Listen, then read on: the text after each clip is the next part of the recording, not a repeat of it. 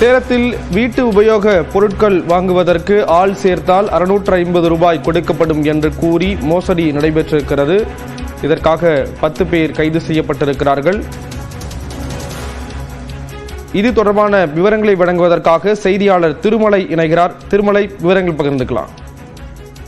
ஸ்ரீராம், சேலம் புதிய பேருந்து நிலையம் அருகே சொர்ணபுரி பகுதியில் திருவண்ணாமலை மாவட்டத்தைச் சேர்ந்த ராஜேஷ் என்பவர் கடந்த 2 வருடங்களுக்கு முன்பு கட்டிடத்தை வாடகைக்கு எடுத்து அங்கு ரீகிரியேட்டிவ் ஃபியூச்சர் இந்தியா என்ற பெயரில் வீட்டு உபயோகப் பொருட்கள் விற்பனை நிலையத்தை நடத்தி வந்திருக்கிறார். அதில் 3000 ரூபாய் பொருள் வாங்கினால் மாதந்தோறும் வட்டி கொடுப்பதாகவும், மேலும் MLM முறைப்படி உறுப்பினர்களை சேர்க்கப்பட்டால் அவர்களுக்கு மாதம் 650 ரூபாய் கமிஷன் தொகை வழங்கப்படும் என்ற கவர்ச்சிகரமான விளம்பரம் அறிவித்து வாடிக்கையாளர்களை சேர்த்திருக்கிறார். அதன் அடிப்படையில் சுமார் 2000க்கும் மேற்பட்டோர் இதில் முதலீடு செய்திருக்கின்றனர். குறிப்பாக அது மட்டுமின்றி சிலரிடம் முழு நேரம் மற்றும் பகுதி நேரம் வேலை என கூறி 5000 முதல் 25000 வரை பணத்தை பெற்றுக் கொண்டதாகவும் கூறப்படுகிறது.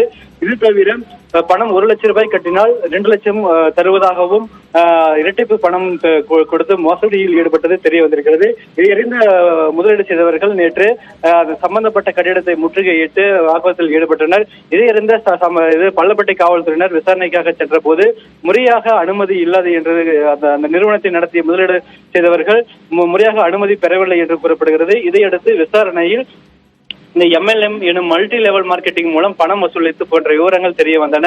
இதையடுத்து அங்க அந்த நிறுவனத்தினுடைய உரிமையாளர் ராஜேஷ் உட்பட ஏஜென்ட்டுகள் 15 பேரை காவல் நிலையம் அழைத்து சென்று விசாரணை மேற்கொண்டனர். அப்போது காவலர்கள் விசாரணை மேற்கொண்ட போது தடுத்த ஏஜென்ட்டுகளையும் பணி செய்யாமல் தடுத்த ஏஜென்ட்டுகளையும் 10 பேர் கைது செய்யப்பட்டிருக்கிறார்கள். விவரங்களை வழங்கியதற்கு நன்றி திருமலை.